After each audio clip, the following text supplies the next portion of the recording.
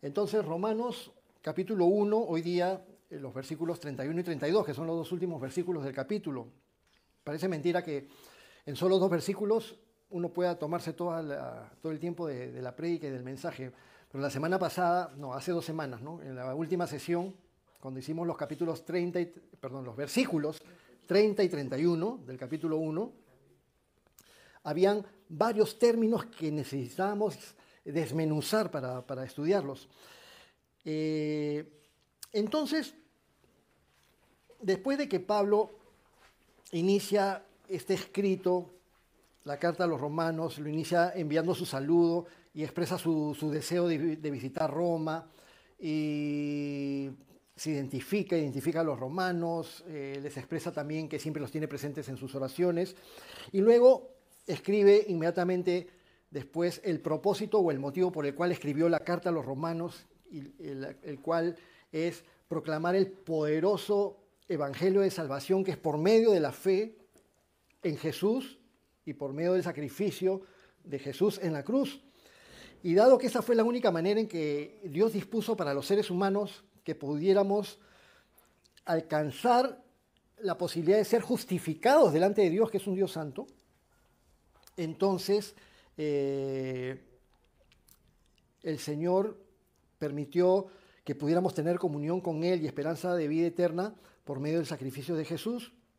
Y ya habíamos mencionado anteriormente, en algunas oportunidades, que para que entendamos, para que nos quede claro que ningún ser humano puede ser hallado justo delante de Dios por sus propios medios, porque alguien sea muy buenito o por sus propias buenas obras o por su propia santidad, es que Pablo toma una importante sección de este capítulo 1 y del capítulo 2 y incluso hasta el capítulo 3, donde Pablo va a pintar un panorama sombrío, explicando y dejando que muy bien establecido que ningún ser humano, ya sea judío o no judío, ningún ser humano puede ser hallado justo delante de Dios por su propia cuenta, porque toda la humanidad está corrompida, universalmente corrompida. El ser humano en general quiere vivir como le da la gana, se aleja de Dios, y el alejamiento de Dios es lo que produce que el hombre caiga cada vez más y más en una especie de espiral hacia abajo de depravación. Y cuando el ser humano se va pervirtiendo, parece mentira, se vuelve más religioso. Cae en prácticas idolátricas, pues esas prácticas idolátricas mezcladas con depravación y prácticas cada vez más inmorales y depravadas. Y por eso casi todas las religiones del mundo y desde la antigüedad, muchas veces las religiones estaban entrelazadas con actos inmorales, con orgías y cosas horribles.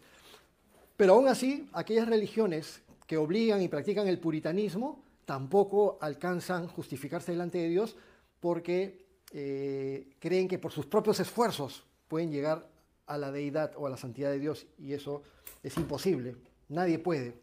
Entonces este criterio va a sentar las bases para que Pablo pueda explicar cómo se hace necesaria la provisión de la justicia de Dios por medio de la fe en Jesucristo, o por medio de también la fe en la obra de Jesucristo en la cruz, como único medio de salvación. Ya habíamos visto cómo Pablo había nombrado una extensa lista de muchas características de la humanidad depravada.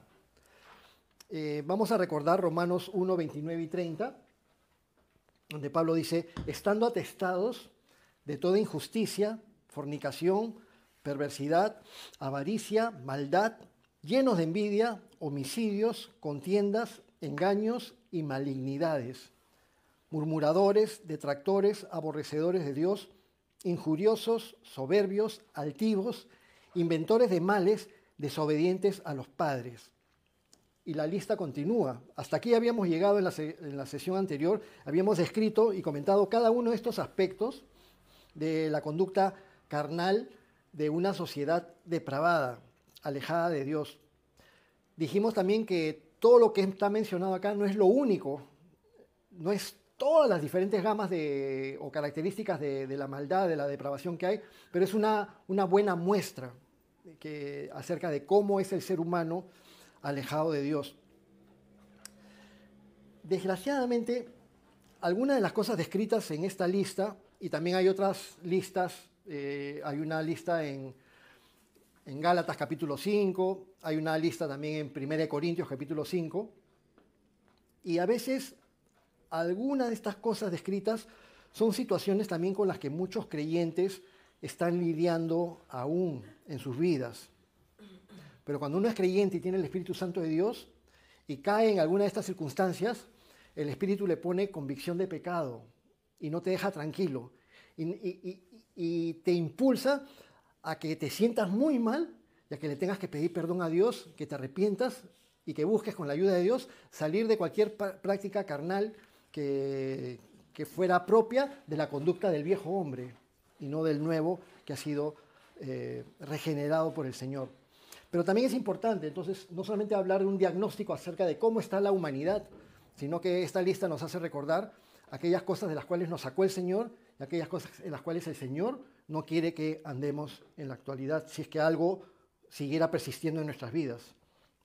El día de hoy vamos a terminar leyendo y comentando las últimas de las características de la conducta humana depravada que son nombradas por Pablo en Romanos 1. Así que vamos ahí a Romanos 1, versículos 31 y 32. Y con eso vamos a terminar el capítulo 1 de Romanos. Romanos 1, 31, continuando la lista, dice: necios, desleales, sin afecto natural, implacables, sin misericordia, quienes, habiendo entendido el juicio de Dios, que los que practican tales cosas son dignos de muerte. Todas las cosas que han sido descritas en los versículos 29, 30 y ahora 31, quienes, habiendo entendido el juicio de Dios, que los que practican tales cosas son dignos de muerte, no solo las hacen, sino que también se complacen con los que las practican. Y entonces, al estilo con el que hicimos la descripción de cada una de las características en la sesión anterior, viendo palabra por palabra, de igual manera hoy día vamos a ver palabra por palabra. Primeramente, en el versículo 31, la palabra necios. La palabra necios, que viene de la palabra griega asúnetos, o asúnetos. Y ya nosotros ya sabemos, todo el mundo sabe que la partícula a significa sin, sunetos significa entender o comprender.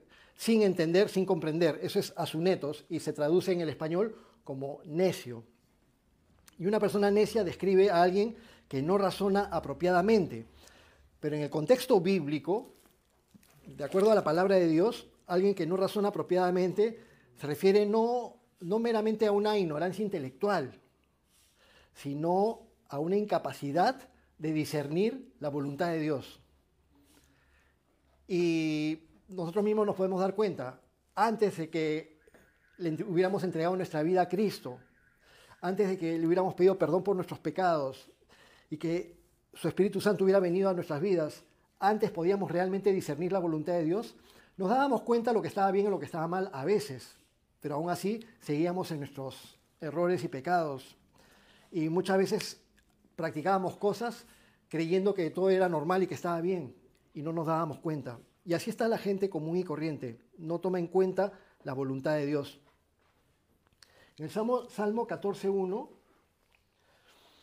dice el necio en su corazón, Salmos 14.1, dice el necio en su corazón, no hay Dios.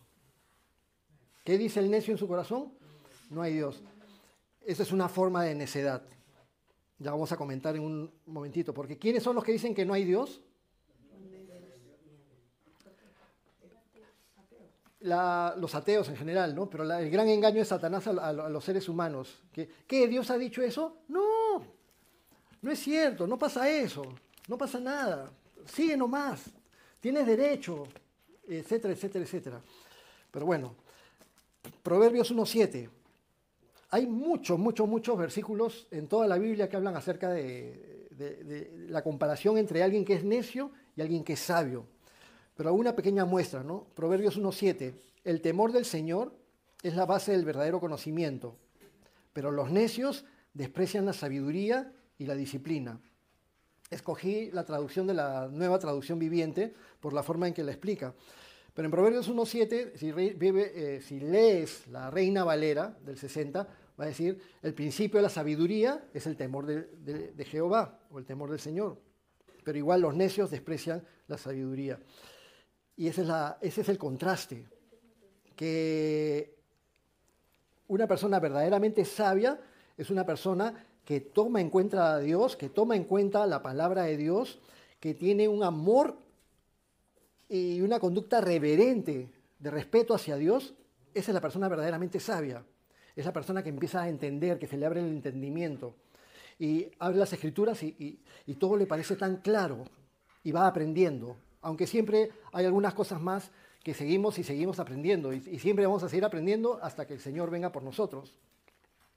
Pero los necios desprecian todo lo que venga de parte de Dios. Proverbios 12:15. Al necio le parece bien lo que emprende, pero el sabio escucha el consejo. Tomé la nueva versión internacional en esta traducción, pero es lo mismo. Hay camino que al necio le parece derecho, dice la versión Reina Valera. O sea, la persona necia toma su propio rumbo y cree que está bien. Y es más, se autojustifica. Pero yo está bien lo que yo estoy haciendo, no le hago daño a nadie, etcétera, etcétera. Pero la Biblia nos enseña que no seamos sabios en nuestra propia opinión, sino que busquemos el consejo de Dios, que es el Señor el que nos enseña realmente lo que es bueno, lo que nos conviene, lo que es agradable delante de Él. El sabio escucha el consejo. Entonces, el necio no quiere escuchar consejo alguno, pero el ser humano es realmente necio cuando se niega a escuchar el consejo de Dios. Hace un momentito mencionamos, dice el necio, en su corazón no hay Dios. Y entonces dijimos, ¿quién es el que dice que no hay Dios? Y mencionaron los ateos, el ateo. ¿Qué es un ateo? ¿Qué es un ateo? Sin Dios. Ajá. Alguien que, bueno, en la definición ya de diccionario se refiere a la persona que niega por completo la existencia de Dios o de cualquier deidad. Pero de acuerdo a la definición bíblica, un ateo es un necio por excelencia. Y en muchos casos es un odiador de Dios. Como cuando vimos en la sesión anterior los versículos 29 y 30, que mencionaba a odiadores de Dios, que esa es también una característica de la depravación humana. El ateo, el necio, el que no toma en cuenta a Dios, también cae en odiar a Dios, a pesar de que dice que no hay Dios. Una palabra parecida también, que tiene que ver también con el tema de creer o no creer en Dios, pero hay otros que dicen, no sé si existe Dios o si no existe Dios. O sea, no me consta si existe Dios o si no existe Dios. No niego que existe, pero tampoco afirmo que existe. ¿Quiénes son ellos? Los agnósticos. Y con mucho orgullo dicen, yo soy agnóstico. Y la palabra agnóstico significa no conozco. Y no conozco significa ser ignorante. Entonces, el agnóstico está reconociendo públicamente que es ignorante. No conozco.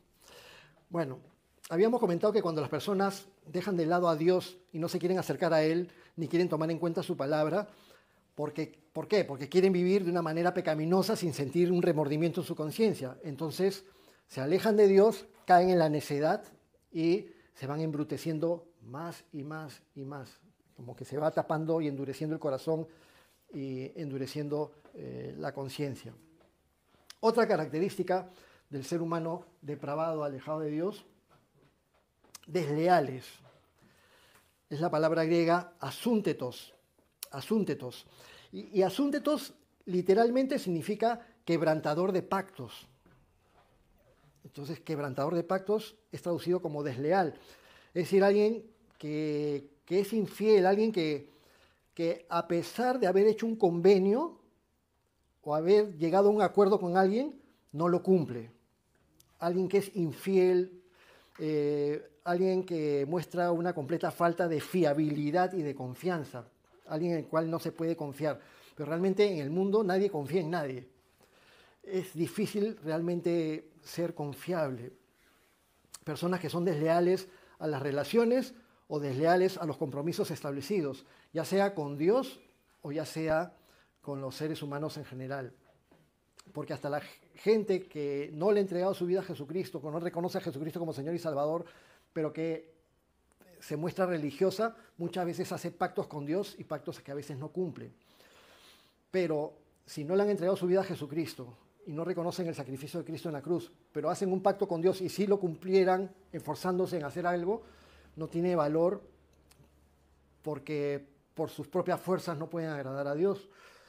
Pero la palabra asúntetos o desleales muestra a aquellos que son completamente desleales. Y esa deslealtad hace que se vea necesario que haya alguien que obligue a los seres humanos a cumplir los acuerdos. Y por eso surgen las leyes, los contratos, los jueces, y etcétera. Y también por otras circunstancias es que se necesita regular a los seres humanos porque si no los regulas, se crea un caos y un desorden total porque el ser humano por sí mismo no es confiable y es desleal. Entonces, surge la pregunta, ¿la gente en general es confiable? ¿La gente en general es de fiar? ¿Existe gente confiable, fiable y leal? Puede ser que tengamos en nuestro entorno, conozcamos personas que decimos, sí, esa persona es confiable, y a veces hasta la más confiable te puede fallar en un momento determinado. Hay personas en las que puedas confiar realmente. Los creyentes cristianos estamos llamados a ser confiables, sin necesidad de interponer juramento, como suelen hacer las personas en el mundo, porque en el mundo muchas veces para que confíes en algo, pero te lo juro, y Jesús nos dijo que tu sí sea sí, que tu no sea no, y nuestra palabra debe ser firme, y la gente debe saber que lo que nosotros decimos lo vamos a hacer, lo vamos a cumplir y vamos a ser leales a nuestros compromisos. Pero así es, la conducta depravada muestra este problema de asúntetos, quebrantadores de pacto, desleales. La siguiente palabra, sin afecto natural. Bueno, conjunto de palabras. Conjunto de palabras en la traducción, porque la palabra griega es una palabra compuesta también, pero es una sola palabra, astorgos, traducida como sin afecto natural, astorgos, que significa literalmente sin amor, sin el amor natural que hay en las personas, sin amor familiar, un amor, o mejor dicho, un afecto desnaturalizado o una persona insensible. Nuevamente esta partícula a, al principio de la palabra en griego, astorgos, que significa sin, y estorge es uno de los diferentes tipos de amor que son descritos en las Escrituras, pero que en el idioma griego hay varias palabras que son traducidas como amor. Ya conocen ustedes ágape, por ejemplo, es el amor sacrificial, el amor incondicional de Dios. Cuando se habla del amor de Dios siempre se traduce como ágape, es la palabra griega ágape en el Nuevo Testamento. Que también hay este amor estorge, que es el amor natural, principalmente de los padres hacia los hijos, de los hijos hacia los padres y para los familiares más cercanos. Un amor filial. Y hay otros tipos de amor, el amor fraternal, que es el amor filos. Filadelfia significa amor hacia los hermanos. Y el amor eros, que es el meramente físico y carnal. Pero este amor estorges es un amor instintivo y profundo que se da en las relaciones familiares cercanas. Incluso, bueno, no podemos decir que entre los animales haya amor, pero los animales muchas veces nos sirven como una muestra del instinto fortísimo que hay, por ejemplo, el instinto maternal. Ya muchas veces hemos conocido la frase de personas o mamás que dicen, ay, me puse pero como una osa con sus cachorros, o como una leona con sus cachorros. Y entendemos que cuando una mamá se pone como una leona por sus cachorros, es porque si alguien se mete con sus hijos, y las que son mamás saben qué sienten y cómo se ponen si alguien hace algo o dice algo que afecte a sus hijos. Creo que muchos han tenido esa experiencia.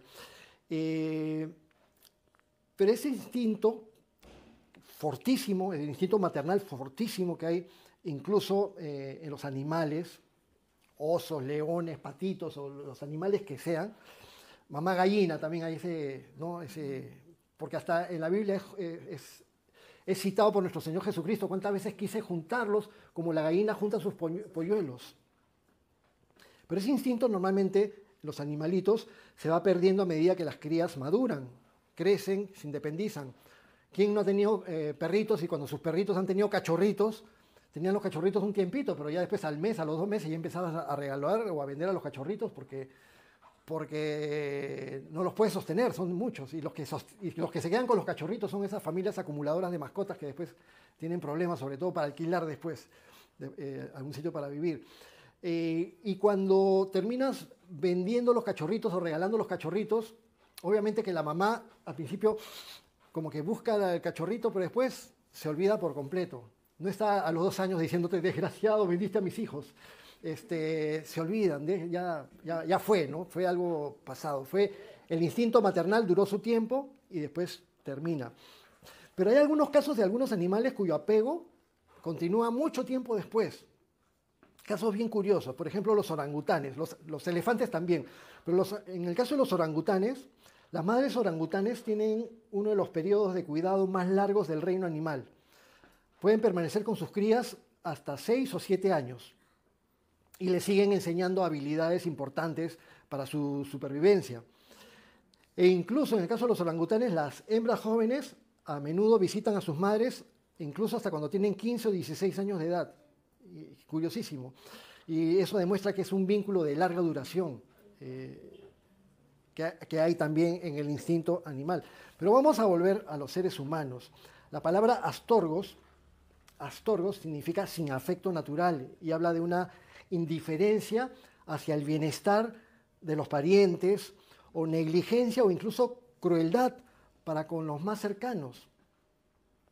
¿No han visto a veces en las noticias cuando se han dado casos horribles de una persona que ya ha estado con la edad muy avanzada y de repente sus propios hijos que la cuidan pusieron una cámara escondida y vean cómo la hija le pegaba a la mamá cuando ya era mayorcita?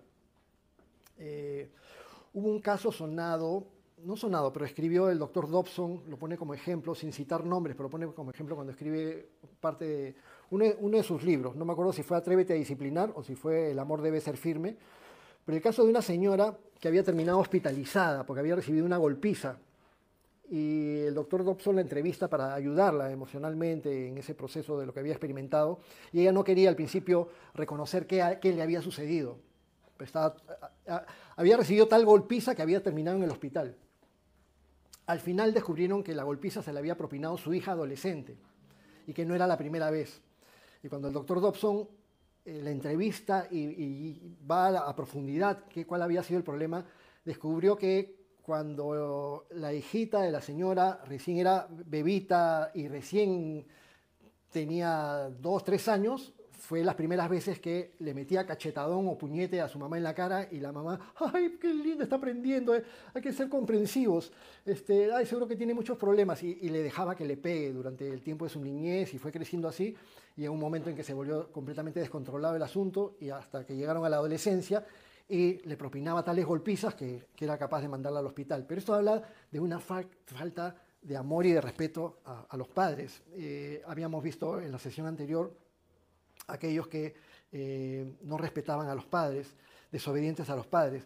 Pero acá habla de estorgos sin afecto natural, a veces de hijos hacia padres, a veces de padres hacia hijos, porque habla de una pérdida de sensibilidad humana básica, de una compasión especialmente hacia aquellos con quienes se debería sentir un vínculo más fuerte. Y entonces ya no hay una barrera emocional que impida dañar o causar un daño a los seres más cercanos. Y entonces el astorges, el amor estorges, implica una profunda depravación humana. Y si el amor estorges habla de ese profundo amor vinculado a la familia, sobre todo de padres hacia hijos. Por ejemplo, el acto del aborto implica la decisión de terminar la vida de un ser humano que está en gestación, pero la madre y el padre de ese ser humano no lo toman en cuenta a la hora de eliminarlo, cuando en realidad deberían tener un afecto fuerte para protegerlo, que es innato en el ser humano. Pues es una negación fundamental de este afecto estorges que Dios ha sembrado en el corazón de los seres humanos y hasta de los animalitos. Esto es una acción que va en contra del impulso natural de proteger y nutrir a la propia descendencia. Astorges, sin amor, sin afecto natural, es traducido en nuestro texto. Vamos a la siguiente palabra. Implacables. Es la palabra griega aspondos. Casi todas estas palabras griegas tienen esta partícula a al principio. Implacables o aspondos en griego, traducido como implacables, describe a una persona o a un grupo de personas que son completamente irreconciliables, se niegan totalmente a hacer la paz o a mantener acuerdos y son hostiles y quieren permanecer siendo hostiles sin ninguna posibilidad de arreglar las cosas con los otros seres humanos. Es decir, no están dispuestos a estar bien con los demás, no están dispuestos a llevarse bien con los demás, no están dispuestos a hacer ningún acuerdo. Y hay una pequeña diferencia con el hombre asúntetos, que habíamos visto hace un momento, la persona desleal. La persona desleal es la que no era capaz de cumplir un acuerdo, pero el implacable es aquel que ni siquiera quiere llegar a un acuerdo, ni siquiera quiere llegar a absolutamente a ningún compromiso con nadie. Están completamente llenos de odio y sin importar lo que pase, no están dispuestos a reconciliarse ni aunque les pidan perdón. No quieren saber nada simplemente. A veces sucede, e incluso a veces sucede en el cristianismo, hay personas que son capaces de romper vínculos con hermanos en Cristo y de sacarlos de sus vidas y de decir, no me interesa lo que sea esa persona, la saco de mi vida fuera y no quiero saber más de ella. Cuando es una completa contradicción al amor cristiano, de preocuparnos unos a otros, de sobrellevar las cargas los unos de los otros. Sucede también,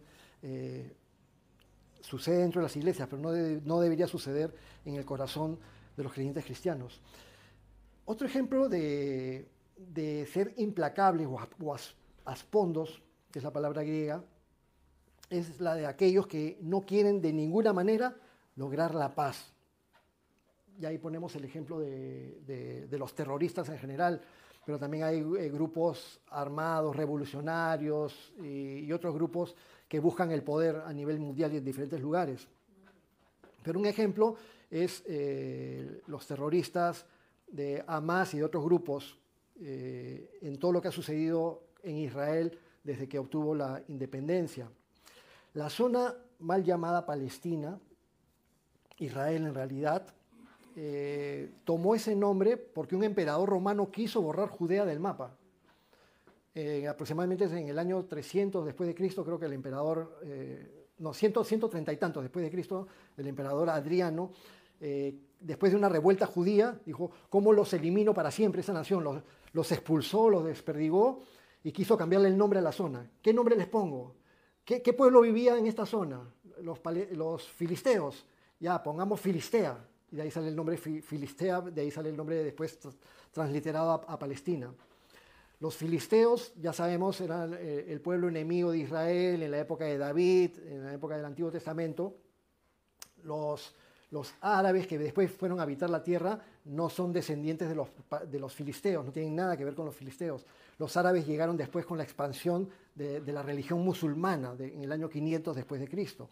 Bueno, la zona, mal llamada Palestina, estuvo como 400 años bajo el dominio del Imperio Otomano, toda la Edad Moderna, después de la Edad Media, la Edad Moderna, bajo el Imperio Otomano, en la zona de lo que hoy es Turquía y toda la del Medio Oriente, bajo el Imperio Otomano estaba toda esa zona dominada. Después de la Primera Guerra Mundial, toda la zona y esas zonas del cercano oriente estuvo bajo el protectorado inglés. Los ingleses sabemos que fueron parte de los aliados que ganaron la Primera Guerra Mundial. Y estuvo bajo el protectorado inglés como 30 años, hasta que en 1947 se vio necesario, por la población judía que vivía en la zona y por la población árabe que vivía en la zona, la ONU emitió una resolución, la resolución 181 de la Asamblea General de la ONU, la aprobó el 29 de noviembre de 1947, pero tengamos en mente el año 1947, esta resolución de la ONU que propuso un plan de partición de Palestina en un Estado judío y un Estado árabe. Y también un área internacional, con la ciudad de Jerusalén, por ejemplo, y Belén, como área internacional. Pero básicamente dos estados, un Estado judío y un Estado árabe. Cuando emitieron esa resolución, fue aceptada con gozo y con júbilo por el lado judío. Por fin, de nuevo vamos a tener país. Y el lado árabe no aceptó de ninguna manera, porque dijeron, los judíos nunca van a tener país, nunca le vamos a dejar tener país, ni ellos ni nosotros, pero nunca le vamos a dejar tener país. Entonces, los judíos que vivían en la zona, junto con los inmigrantes que llegaron después de la Segunda Guerra Mundial, aprovecharon, y a raíz de esa resolución, declararon su independencia en 1948. En mayo de 1948 declararon su independencia. Y ni bien declararon su independencia, todos los países árabes alrededor le hicieron la guerra. Siria, Jordania, Egipto, le hicieron la guerra, iban a hacer un pan con pescado. Sabemos que durante la guerra de la independencia Israel ganó y ganó un poco más de territorio. En los años 60 y en otras oportunidades, nuevamente, guerras de los países enemigos alrededor para tratar de eliminar Israel. Y cada vez que le hacían la guerra a Israel, Israel ganaba y aumentaba un poquito su territorio, pero un poquito, porque Israel sigue siendo pequeñísimo. Israel tiene el tamaño del departamento de Ica.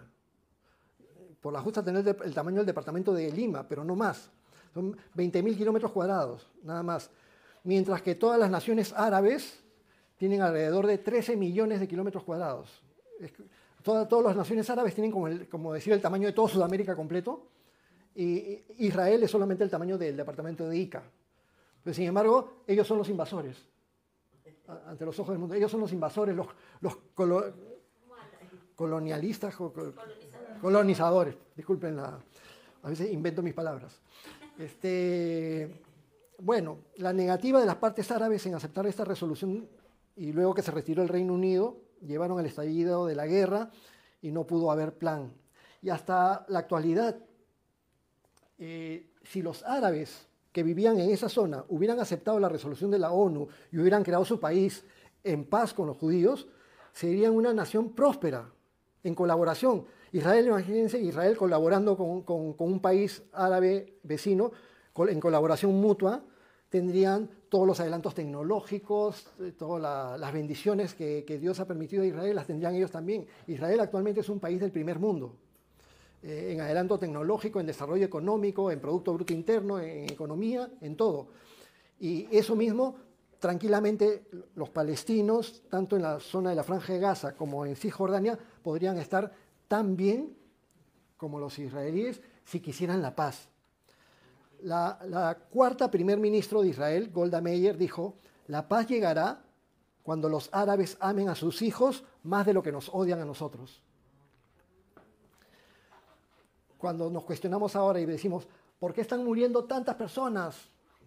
Y decimos, no, pero por lo del 7 de octubre. Pero lo del 7 de octubre no justifica que mueran tantas personas.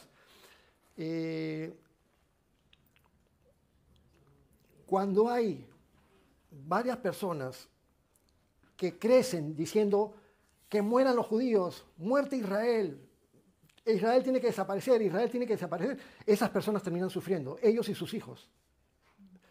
Y entonces todo el sufrimiento causado en la actualidad es por causa de Hamás, por causa de personas implacables que no quieren saber nada con la paz y que lo único que quieren es que desaparezca por completo del mapa el pueblo de Israel. Si el pueblo de Israel fuera un pueblo conquistador, ya sería dueño de Egipto, sería dueño de Jordania, sería dueño de Siria por completo y de toda la zona del Medio Oriente porque los recursos armamentísticos los ha tenido para hacerlo. Bueno, Pero la cosa es enfocarnos más en el término ese implacables, aquellos que no quieren saber nada con la paz. La siguiente palabra, sin misericordia, anelemón, que también es la partícula griega an, significa sin, elemón, sin misericordia, y es traducido así, los inmisericordias, sin misericordia. Última palabra de la lista.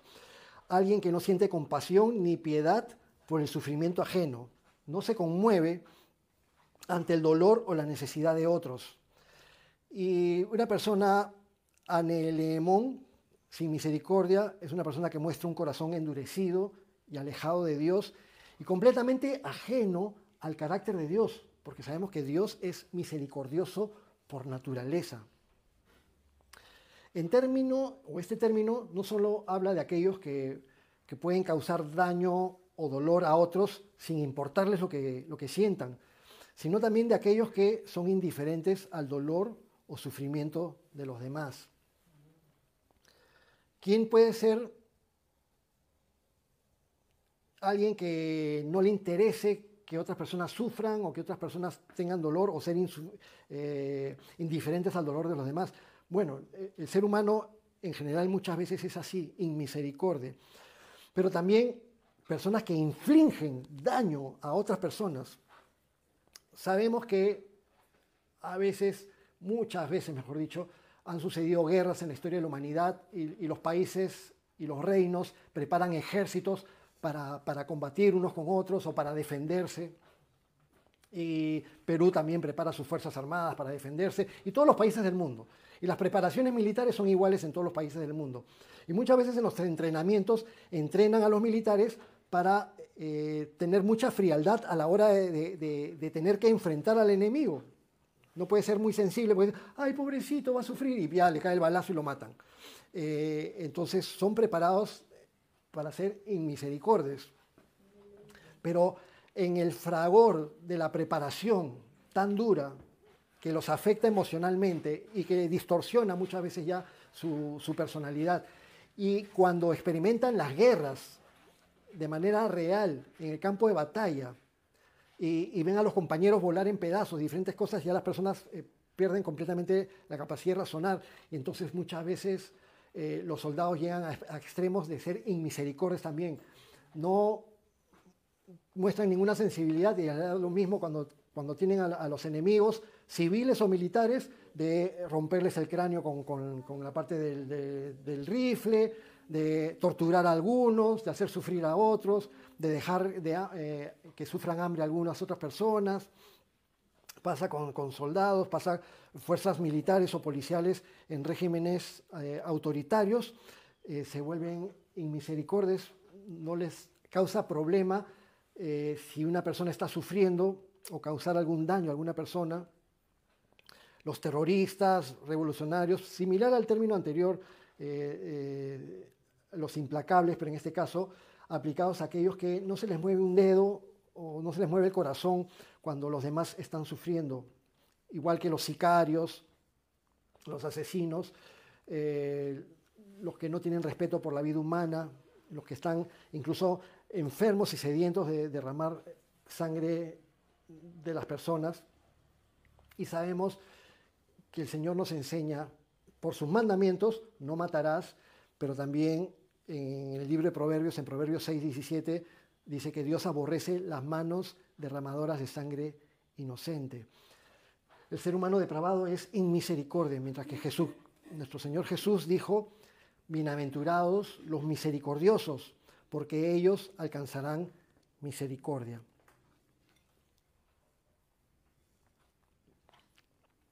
Y entonces, luego de detallar toda esta lista en los versículos 29, 30 y 31, terminamos con el versículo 32, donde Pablo dice: quienes habiendo entendido, o sea, todo este tipo de personas, quienes habiendo entendido el juicio de Dios, que los que practican tales cosas son dignos de muerte, no solo las hacen, sino que también se complacen con los que las practican. Vamos a la primera parte de este último versículo. Ahí está bien, vuelve al anterior, lo que está resaltado de amarillo. quienes habiendo entendido el juicio de Dios, que los que practican tales cosas son dignos de muerte. Entonces, Dios ha dejado saber desde el mismo inicio de la humanidad, a Adán y a Eva, y después a las generaciones que siguieron, que la paga del pecado es muerte, porque el pecado es rebelión en contra del orden perfecto y de la santidad de Dios. El pecado es un acto autodestructivo para el ser humano, lo separa de Dios, que es la fuente de vida. El pecado causa un distanciamiento de Dios. Y a los seres humanos no se les ha dejado ignorantes con respecto a todo esto. Todos saben, todos, en el fondo de sus conciencias, que los que obran mal reciben la justa retribución a su mal obrar. Ahora sí, en Génesis 2, 16 y 17, el conocido texto en el que Dios le manda al ser humano una única orden o mandato de obediencia para ser probado.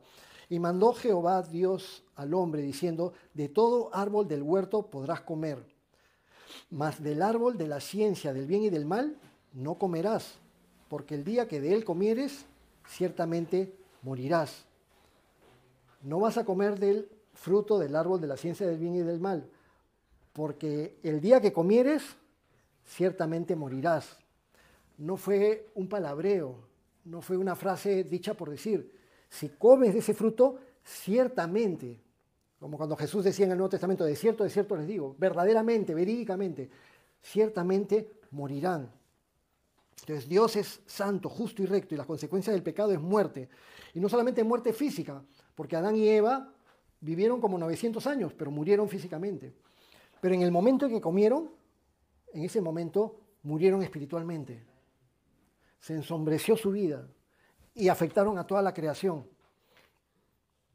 El pecado causa muerte física, pero también causa muerte espiritual y lo peor de todo, muerte eterna.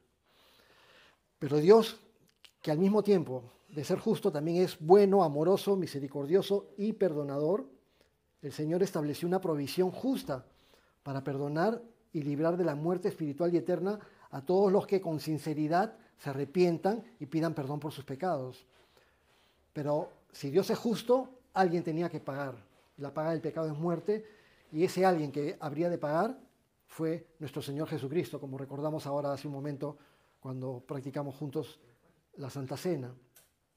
Los que se arrepienten genuinamente de sus pecados reciben perdón y gracia del Señor para ser limpios y para caminar en la santidad de Cristo. Pero los que no quieren arrepentirse de sus pecados, los que quieren tercamente seguir practicando sus pecados, como dijo Jesús, se alejan de la luz. Juan 3, 19 y 20. Jesús ahí dice, esta es la condenación, que la luz vino al mundo y los hombres amaron más las tinieblas que la luz porque sus obras eran malas. Porque todo aquel que hace lo malo aborrece la luz y no viene a la luz para que sus obras no sean reprendidas. Esa es realmente la razón por la cual mucha gente rechaza a Dios. Así de simple, esa es la verdad.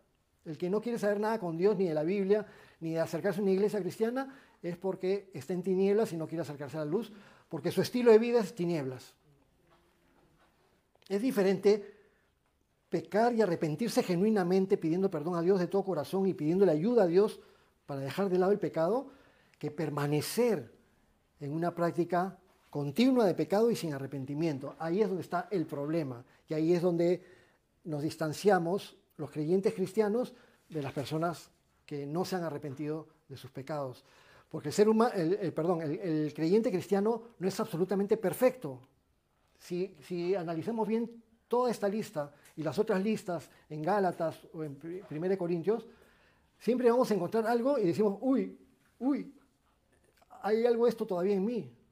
Todavía en mi corazón hay algo de ser inmisericordia, o de repente de ser desleal, o de repente de ser otra cosa u otra.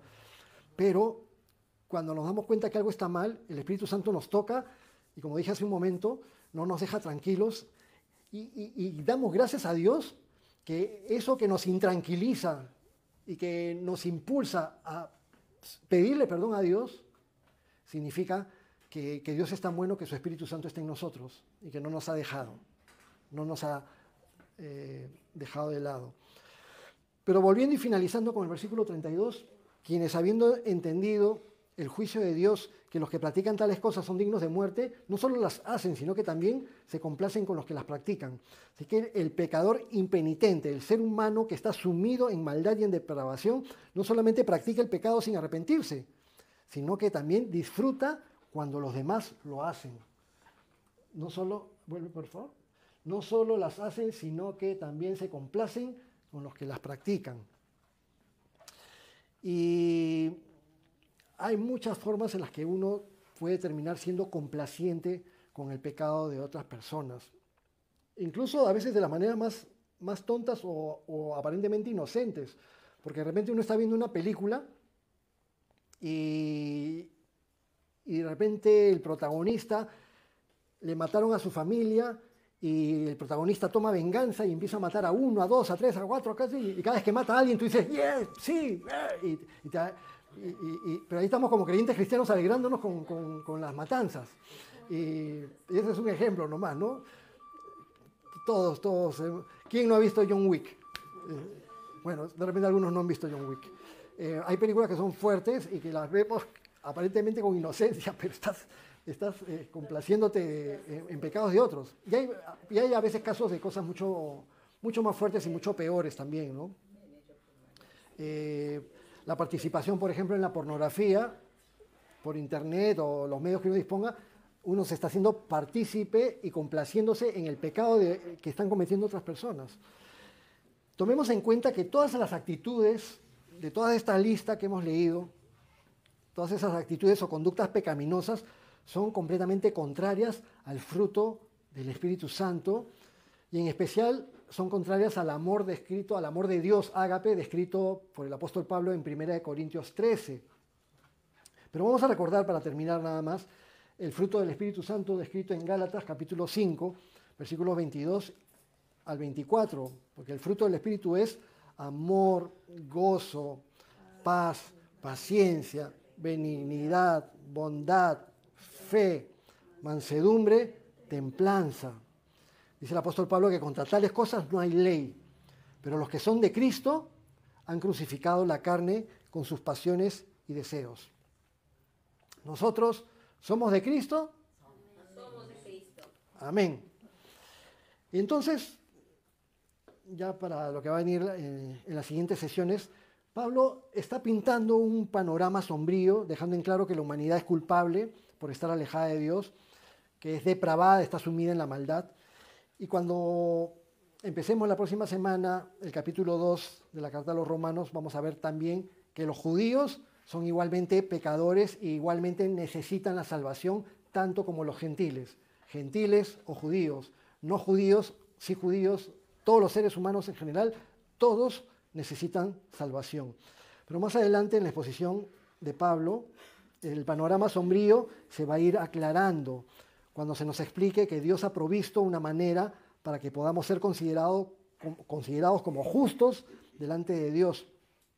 Y eso es únicamente por medio de su Hijo Jesucristo. Nosotros le damos nuestros pecados a Jesús, Él los mata en la cruz y paga por ellos, y Jesús nos da su santidad y su justicia para que Dios nos considere justos y podamos ser parte de la familia de Dios.